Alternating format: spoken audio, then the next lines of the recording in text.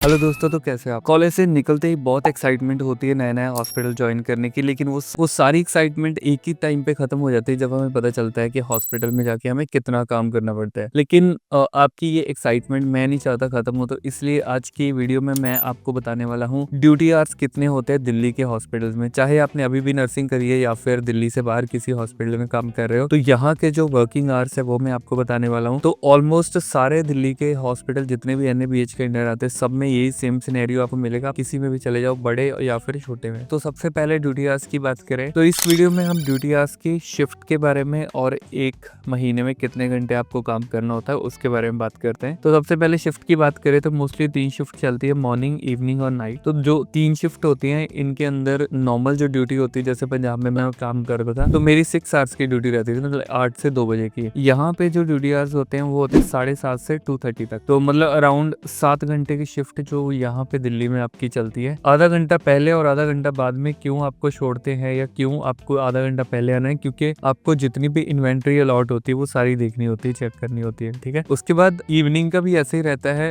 Evening duty जो होती है वो 1 to 7, वो 1 to 8 होती है, मतलब 1 बजे से लेके 8 बजे तक। इसमें भी आपको 1 बजे आना है, 1 घंटे की क्लास होती है। उसके बाद आपको 2 बजे चेक करनी होती है अपनी इन्वेंट्री। 2:30 तक आपको अपनी इन्वेंट्री खत्म करके ओवर लेना होता है, जो कि मॉर्निंग स्टाफ की 2:30 पे ड्यूटी खत्म होनी चाहिए। तो उसके बाद जो नाइट ड्यूटी होती है, नाइट ड्यूटी का ऐसे होता है कि 12 घंटे की शिफ्ट होती है और रात को 8 बजे से शुरू होगी तो कल अगले दिन 8 बजे तक, तो मतलब टोटल 12 घंटे की है। इसके साथ एक शिफ्ट और होती है हॉस्पिटल में जो कि जनरल शिफ्ट होती है। देखो, जनरल शिफ्ट मोस्टली उनको मिलती है जिनका डे केयर का काम होता है। डे केयर का चाहे वो सुपरवाइजर है, चाहे वो NS TNS या ऊपर वाले कोई भी हो, चाहे वो नर्सिंग साहब जो कि OT में काम कर रहा है, चाहे या फिर वो कैथ लैब में काम कर रहा हो, है ना। ऐसे वाले डिपार्टमेंट, OPD टाइप के डिपार्टमेंट जो होते हैं जहाँ पे मोस्टली 4 बजे तक ही मतलब पेशेंट्स का आना जाना रहता है, तो उसमें जो ड्यूटी आवर्स होते हैं वो जनरल ड्यूटी में 8 घंटे की ड्यूटी होती है। तो वहाँ पे स्टाफ की 8 to 4 या फिर 9 to 5 टाइप की भी लगती है, और किसी किसी को 12 to 8 तक की भी लगती है, जो कि सुपरवाइजर या फिर उससे ऊपर की पोस्ट पे है। तो वो अपना मॉर्निंग में दूसरे आ जाते हैं और वो इवनिंग तक कवर कर लेते हैं। तो इस हिसाब से उनके भी 8 घंटे 12 to 8 तक बन जाते हैं। तो इस तरीके की टोटल शिफ्ट होती है, 4 शिफ्ट होती है, ठीक है, मॉर्निंग, इवनिंग, नाइट और general shift. General shift mostly उन स्टूडेंट को प्रेफर करना चाहिए या तो ज्यादा एज हो गई है उनकी, या फिर कोई ऐसा जिनको अभी अभी मतलब नई नई शादी हुई है किसी लड़के की या फिर लड़की की, तो उनको मोस्टली जनरल शिफ्ट ही चूज करना चाहिए, क्योंकि फैमिली टाइम जो है वो भी एक मतलब बहुत जरूरी चीज है। तो लेकिन जो बड़े लोग हैं, मतलब जो अनमैरिड हैं, जिनको बस अभी तो स्टूडेंट ही है, अभी अभी निकले, पास आउट करिए मजे करने, तो उनके लिए सबसे बेस्ट जो है जनरल शिफ्ट ही होती है, क्योंकि वो मॉर्निंग करके इवनिंग प्लस नाइट का उनके पास फुल टाइम होता है। वो कुछ भी अपना करे, घूमे फिरे, नाइट लाइफ एंजॉय करे, है ना। यहाँ पे भी अगर उनको कहीं क्लब में जाना है तो नाइट में ही सारे क्लब्स ओपन होते हैं। तो सारी चीजें आप शिफ्ट ड्यूटी में ज्यादा बढ़िया मिल पाती। तो मेरे हिसाब से शिफ्ट ड्यूटी ज्यादा बढ़िया है, क्योंकि मैं खुद भी शिफ्ट ड्यूटी पसंद करता हूँ। जब मेरा कभी सुपरवाइजर जाता है तो मुझे हमेशा जनरल ड्यूटी करनी पड़ती है, सुपरवाइजर ड्यूटी, जो कि मुझे बहुत ही गंदी लगती है। और सुपरवाइजर ड्यूटी करनी गंदी नहीं लगती, लेकिन जो ड्यूटी आवर्स है ना उनके वो बहुत खराब होते हैं। 8 to 4 तक रुको, लेकिन 4 के 5 कब हो जाते हैं आपको पता नहीं चलता। तो आराम से आपके 9 से 10 घंटे हॉस्पिटल में चले जाते हैं, पूरा दिन आपका चला जाता है। उसके बाद आपकी हालत ही नहीं रहती कि आप कहीं बाहर जाओ, कहीं घूम फिर लो, है ना, ये सारी चीजों के लिए। और वही जनरल ड्यूटी में अगर ऑफ की बात करें तो जनरल ड्यूटी के अंदर आपको बस 4 ऑफ मिलने हैं, वो भी संडे के। तो आपकी किस्मत अच्छी हो तो 5 संडे एक महीने में आ जाते हैं, लेकिन वो भी बहुत ही कम आते हैं। और इसके साथ अगर दूसरे जो शिफ्ट ड्यूटी वाले, मॉर्निंग, इवनिंग, नाइट वाले, उनकी बात करें तो उनको नॉर्मल 6 ऑफ मिलते हैं दिल्ली के अंदर, प्लस आपको एक CL मिलती है, तो टोटल 7 ऑफ होते हैं। तो मतलब एक महीने में आपको 23 डेज काम करना है और 7 डेज की आपकी छुट्टी होती है। और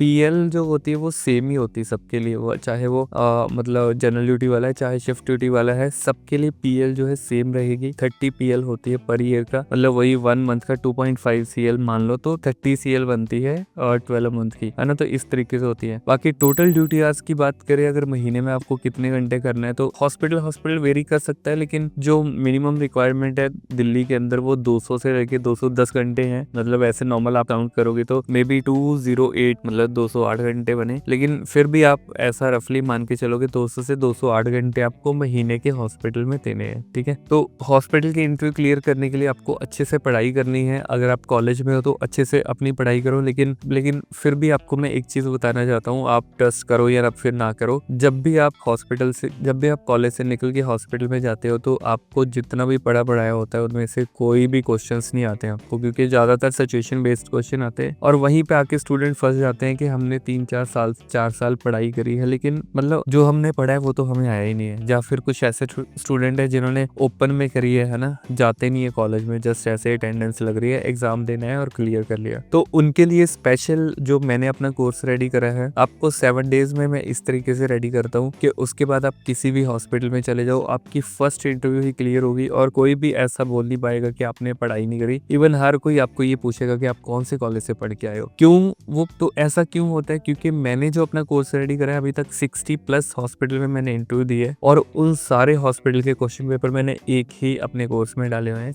तो अगर आपको भी मेरा कोर्स ज्वाइन करना है और आप चाहते हो कि विदिन 7 डेज में हॉस्पिटल की इंटरव्यू आराम से क्लियर कर लो, मुझे अलग अलग हॉस्पिटल में जाके इंटरव्यूज देके अपनी इंटरव्यू देके फेल ना होना पड़े, तो उसके लिए आप मेरा कोर्स ज्वाइन कर सकते हो। कोर्स की डिटेल व्हाट्सएप पे नीचे मेरा नंबर आपको शो हो रहा होगा, वहाँ पे डायरेक्ट मुझे मैसेज करो। तो कोर्स के प्राइस मैंने बहुत ही कम कर रखे है, तो अगर आपको भी करना है तो आप कर सकते हो 2500। तो मेरा जो कोर्स स्टार्ट होता है वो 2500 से होता है और 4000 तक जाता है। तो अगर आप इतने पैसे लगा सकते हो या आप अपने आप को अच्छे से रेडी करना चाहते हो तो आप जरूर कर सकते हो, क्योंकि तो कॉलेज में आपने 3-4 साल में लाखों रुपए लगा दिए, तो उसके मुकाबले तो ये मतलब 0.1% भी नहीं है ना। लेकिन इतना मैं आपको श्योरिटी देता हूँ कि 4 साल की नॉलेज आपको मैं विदिन 1 वीक ही दे दूंगा, ठीक है। तो कोर्स ज्वाइन करना है तो आप मुझे बता सकते हो। उसके बाद बेस्ट शिफ्ट की बात करें तो मेरे अकॉर्डिंग अगर आपने अभी पास आउट करा है, आपको 1 साल 2 साल या 3 साल का एक्सपीरियंस है, तो जनरल शिफ्ट आपके लिए नहीं है। आपके लिए जो बेस्ट शिफ्ट है वो शिफ्ट ड्यूटी ही होती है, मॉर्निंग इवनिंग नाइट वाली। तो 8-6 घंटे की ड्यूटी